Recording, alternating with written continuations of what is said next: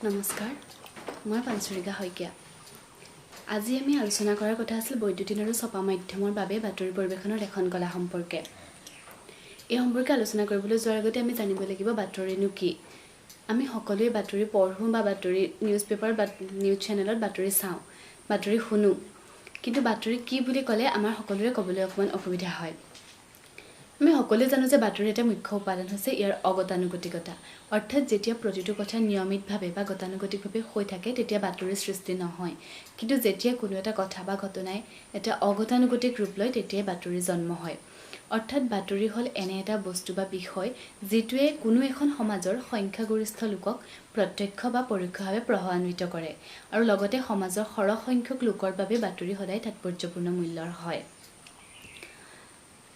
আমি মাধ্যম জানো যে মাধ্যম অনুযায়ী বাতৰিক সাধাৰণতে আমি দুটা ভাগত ভাগ কৰিব পাৰোঁ ছপা মাধ্যমৰ বাতৰি আৰু বৈদ্যুতিন মাধ্যমৰ বাতৰি সেইটোৰ বিষয় অনুযায়ী বাতৰিক বিভিন্ন ভাগত ভাগ কৰিব পাৰি যেনে ৰাজনৈতিক বাতৰি খেলৰ বাতৰি সাহিত্য সংস্কৃতি চলচ্চিত্ৰ সম্পৰ্কীয় বাতৰি ইত্যাদি অৱশ্যে বাতৰিক গুৰু বাতৰি আৰু লঘু বাতৰি হিচাপেও ভাগ কৰিব পাৰি গুৰু বাতৰি হৈছে সেইসমূহ বাতৰি যিসমূহে কোনো এটা ঘটনা কেনেদৰে সংঘটিত হৈছিল সেই সম্পৰ্কে স্পষ্ট তথ্য আমাক প্ৰদান কৰে আৰু লঘু বাতৰি হৈছে সেইসমূহ বাতৰি যিসমূহ মতামত প্ৰবন্ধ নিবন্ধ বা মতামত সম্পৰ্কীয় বিভিন্ন বাতৰি কিন্তু আজি আমাৰ যিহেতু বাতৰিৰ বিষয়ে আলোচনা কৰাটো আমাৰ উদ্দেশ্য নহয় আমি বাতৰি কেনেদৰে লিখে বা বাতৰি পৰিৱেশন কৰা লেখন কলা কেনেধৰণৰ হ'ব লাগে এই সম্পৰ্কে আলোচনা কৰিম সেয়ে আমি বৰ বেছি ভিতৰলৈ নাযাওঁ প্ৰথমতে আমি ছপা মাধ্যমৰ বাতৰি কেনেকৈ লিখে ছপা মাধ্যমৰ বাতৰিৰ ভাষা কেনেধৰণৰ হ'ব লাগে এই সম্পৰ্কে আলোচনা কৰিম যিহেতু বাতৰিৰ ভাষাৰ ওপৰতে পাঠক আৰু শ্ৰোতাৰ দৃষ্টি আকৰ্ষণ কৰিব পৰা কথাটো নিৰ্ভৰশীল হৈ থাকে সেই বাতৰিৰ ভাষা সদায় সহজ আৰু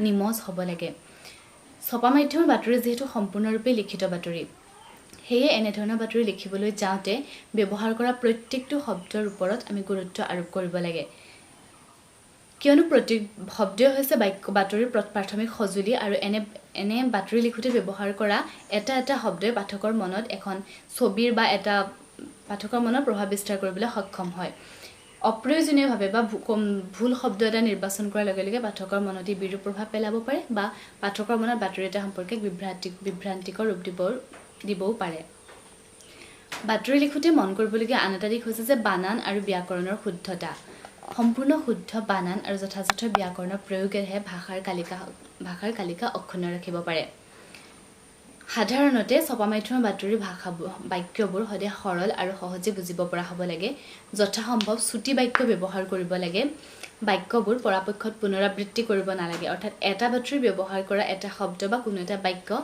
পৰৱৰ্তী সময়ত একেটা বাতৰিতে ব্যৱহাৰ কৰিব নালাগে বাতৰি এটা দফা যিমান সম্ভৱ যথাসম্ভৱ চুটি কৰিব লাগে যাতে পাঠকে পঢ়িবলৈ আগ্ৰহ কৰে কিন্তু বাতৰিৰ শিৰোনাম কেতিয়াও বৰ্ণনামূলক হ'ব নালাগে বাতৰিত থাকিব লগা ছপা মাধ্যমৰ বাতৰিত থাকিব লগা অপৰিহাৰ্য গুণকেইটা হৈছে যে বাতৰিটোৰ সাৱলীলতা ভাষাৰ সাৱলীলতা বিশ্বাসযোগ্যতা আৰু সহজ পঠনযোগ্যতা এতিয়া আমি আহোঁ বৈদ্যুতিন মাধ্যমৰ বাতৰিৰ ভাষালৈ বৈদ্যুতিন মাধ্যম বুলি ক'লে আমি সাধাৰণতে ৰেডিঅ' আৰু দূৰদৰ্শনৰ বাতৰিৰ কথাকে বুজো ৰেডিঅ'ৰ বাতৰি যিহেতু সম্পূৰ্ণৰূপে মৌখিক বাতৰি কেৱল শুনি আমি বাতৰিটো বুজিব লগা হয় গতিকে ইয়াৰ ভাষা একেবাৰতে বুজিব পৰা ধৰণৰ হ'ব লাগে শব্দ আৰু বাক্য সৰল হ'ব লাগে লগতে দৈনন্দিন জীৱনত ব্যৱহাৰ কৰা শব্দসমূহ আমি ব্যৱহাৰ কৰিব লাগে অধিক যুক্তাক্ষৰযুক্ত শব্দ বা অধিক যুক্তাক্ষৰ থকা বাক্য বৰ্জন কৰিব লাগে সেইদৰে জটিল বাক্যৰ প্ৰয়োগেও শ্ৰোতাৰ অৰ্থ বিভ্ৰাট ঘটাব পাৰে সেয়ে পৰাপক্ষত জটিল বাক্যও ৰেডিঅ'ৰ বাতৰিত আমি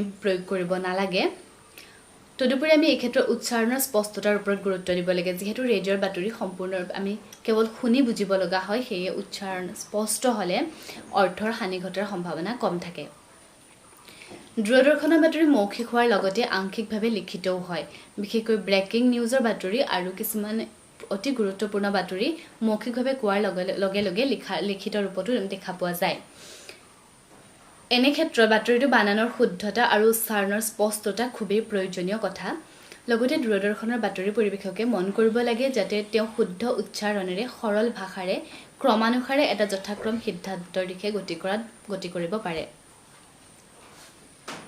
বাতৰি লেখন কলা সম্পৰ্কে চাবলৈ যাওঁতে ছপা মাধ্যমেই হওক বা বৈদ্যুতিন মাধ্যমেই হওক বাতৰি লেখন হৈছে এনে কলা যাক প্ৰতিগৰাকী সংবাদকৰ্মীয়ে আয়ত্ব কৰাটো খুবেই প্ৰয়োজনীয় বাতৰি লেখন সাধাৰণতে নিৰ্দিষ্ট কেতবোৰ শৈলীৰ ওপৰত আধাৰিত মূলতঃ এটা বাতৰি প্ৰতিবেদনত কেইবাটাও অংশ থাকে সংবাদ শীৰ্ষ, ক্ৰেডিট লাইন বা byline, date line, lead intro আৰু মূল অংশ। আৰু লঘু বাতৰিৰ ক্ষেত্ৰত সামৰণি অংশ দেখা যায় যদিও গুৰু বাতৰিৰ ক্ষেত্ৰত সাধাৰণতে সামৰণি অংশটো নাথাকে। সংবাদ শীৰ্ষ বা বাতৰিৰ শিৰোনাম সদায় চমু আৰু স্পষ্ট হ'ব লাগে। যিহেতু সংবাদ শীৰ্ষকেই পাঠকক বাতৰিটো পঢ়িব নে নপঢ়ে এই সম্পৰ্কে পাঠকৰ মনত আগ্ৰহ জন্মত সহায় কৰে। সেয়ে সংবাদ শীৰ্ষ সদায় স্পষ্ট হ'ব লাগে আৰু পৰাপক্ষত চমু হ'ব লাগে। তদুপৰি এটা শক্তিশালী ক্ৰিয়াক কেন্দ্ৰ কৰি সংবাদ শীৰ্ষ লিখিব লাগে। লগতে আমি সংবাদ শীৰ্ষ লিখোঁতে অতীত কালত ব্যৱহাৰ কৰিব নালাগে, বৰ্তমান আৰু ভৱিষ্যৎ কালত সংবাদ শীৰ্ষ লিখিব লাগে। ইয়াৰ পাছতে আছে ক্ৰেডিট লাইন। ক্ৰেডিট লাইন সংবাদ শীৰ্ষ প্ৰতিবেদনৰ বাওঁফালে শীৰ্ষ সংবাদৰ শিৰোনামৰ ঠিক তলতেই থাকে। সংবাদ শীৰ্ষ ক্ৰেডিট লাইন লিখোঁতে আমি বিভিন্ন ধৰণৰ কৌশল ব্যৱহাৰ কৰা হয়, যেনে স্থানীয় সংবাদদাতাৰ পৰা বা নিজা সংবাদদাতা, আৰু প্ৰায়ভাগ ক্ষেত্ৰতেই সাংবাদিকৰ স্থানীয় সেই সাংবাদিকজনৰ নামৰ উল্লেখ থাকে। তাৰপিছত আহে ডেটলাইন। ডেটলাইন হৈছে প্ৰতিবেদন প্ৰস্তুত কৰা স্থানৰ নাম আৰু তাৰিখ, প্ৰতিবেদন প্ৰস্তুত কৰা স্থানৰ তাৰিখ লিখা থাকে ডেটলাইনত। উদাহৰণস্বৰূপে গোলাঘাটৰ ঘটনা এটাৰ বাবে লিখা থাকিব গোলাঘাট 3 মে' বা 4 মে', আজি 4 মে', এনেদৰে লিখা থাকে, এইটো হৈছে ডেটলাইন। তাৰপিছতে আহিছে লিড ইন্ট্ৰ। এইটোৱে হৈছে বাতৰিৰ আটাইতকৈ গুৰুত্বপূৰ্ণ অংশ। লিড অংশটো সদায় চমু হ'ব লাগে, সৰল হ'ব লাগে আৰু লগতে মূল বাতৰিৰ লগত পূৰ্ণ সংগতিপূৰ্ণ হ'ব লাগে। সাধাৰণতে লিড অংশটো 3টা বা 4টা বাক্যত বাতৰিৰ সাৰাংশটো লিড ইন্ট্ৰয়ে পৰিৱেশন কৰে।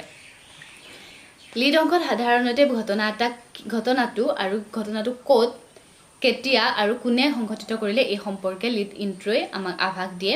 আৰু লিড ইন্ট্ৰ সাধাৰণতে পাঠকে লিড ইন্ট্ৰ পঢ়াৰ পাছতেই পৰৱৰ্তী বাতৰিটো সম্পূৰ্ণ বাতৰিটো পঢ়িবলৈ নপঢ়ে এই বিষয়ে পাঠকে সিদ্ধান্ত লয়। সেই লিড ইন্ট্ৰ আমি সদায় আকৰ্ষণীয় ৰূপত লিখিব লাগে। ইয়াৰ পাছতে আহিছে বাতৰিৰ মূল বাতৰিটো। মূল বাতৰিটো সদায় সম্পূৰ্ণ বাতৰিটো কোনো এটা ঘটনা বা প্ৰতিবেদন কেনেদৰে কিয় সংঘটিত হ'ল এই সম্পৰ্কে সম্পূৰ্ণ বিৱৰণ মূল বাতৰিৰ অংশটোত থাকে। এই অংশটো সদায় আকৰ্ষণীয় আৰু সুন্দৰ হ'ব লাগে। তদুপৰি কম শব্দত অধিক অৰ্থ প্ৰকাশ কৰিব পৰা ক্ষমতা থাকিব পৰাকৈ বাতৰিটো লিখিব লাগে।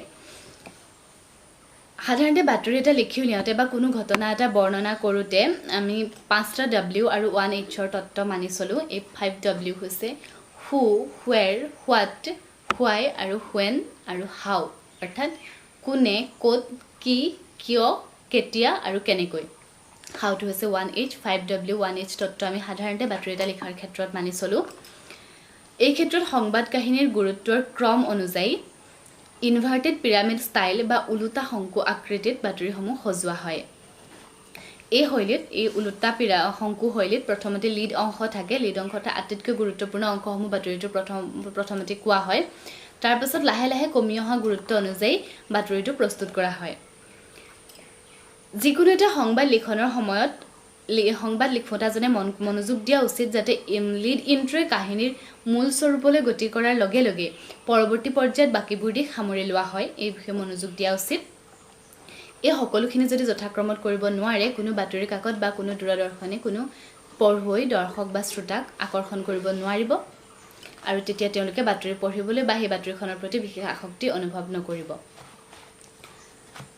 বৈদ্যুতিনেই হওক বা ছপা মাধ্যমেই হওক বাতৰি পৰিৱেশনৰ লেখন কলাৰ ক্ষেত্ৰত কিছুমান কলা কৌশল বা কিছুমান অতি গুৰুত্ব দিবলগীয়া কথা হৈছে ভাষা সৰল আৰু পোনপটীয়া হ'ব লাগে। সমাজৰ সকলো ধৰণৰ মানুহে বুজিব পৰাকৈ বাক্যসমূহ লিখিব লাগে আৰু তেওঁলোকৰ আমি সাধাৰণতে দৈনন্দিন জীৱনত ব্যৱহাৰ কৰি থকা শব্দসমূহ পৰাপক্ষত ব্যৱহাৰ কৰিব লাগে। বাক্যবিলাক সদায় সৰু সৰু হ'ব লাগে, অৰ্থাৎ চমু হ'ব লাগে। বাক্যসমূহত কোনো ধৰণৰ নাটকীয়তা থাকিব নালাগে আৰু পৰিৱেশন কৰোঁতে অভিব্যক্তিৰ প্ৰবাহ সদায় সহজ হ'ব লাগে। সাধাৰণভাৱে কথা বতৰা পাতোঁতে যোৱাৰ দৰে এটা প্ৰসংগৰ পৰা আন এটা প্ৰসংগলৈ সাধাৰণভাৱে যোৱা হয়, অৰ্থাৎ প্ৰসংগ সলনিৰ সময়ত কোনো বাতৰিৰ ক্ষেত্ৰত সাধাৰণতে কোনো শীৰ্ষক নাথাকে যদিও খেলৰ বাতৰি, বতৰ আদি নিচিনা কিছুমান বিষয়ৰ ক্ষেত্ৰত সাধাৰণতে শীৰ্ষক দিয়া দেখাও যায়। যেতিয়া আমি বাতৰি এটা লিখোঁতে আমি সংখ্যা ব্যৱহাৰ কৰোঁ তেতিয়া 9 সংখ্যালৈকে পৰাপক্ষত সংখ্যাৰে আৰু 9তকৈ ওপৰৰ সংখ্যা হ'লে আমি আখৰেৰে লিখিব লাগে। বাতৰি এটা সদায় বস্তুনিষ্ঠ, নিৰপেক্ষ আৰু সত্য হ'ব লাগে। যিকোনো এটা বাতৰি লিখোঁতে সংবাদসেৱীজনে উপৰুৱা সিদ্ধান্ত দিয়াৰ পৰা বিৰত থাকিব লাগে আৰু লগতে বাতৰি এটাৰ দফাৰ আৰম্ভণি আৰু শেষৰ বাক্য সদায় দৃঢ় হ'ব লাগে। আজি আমি বৈদ্যুতিন আৰু ছপা মাধ্যমৰ বাবে বাতৰি পৰিৱেশনৰ লেখন কলা সম্পৰ্কে এটি আভাস দাঙি ধৰিলোঁ।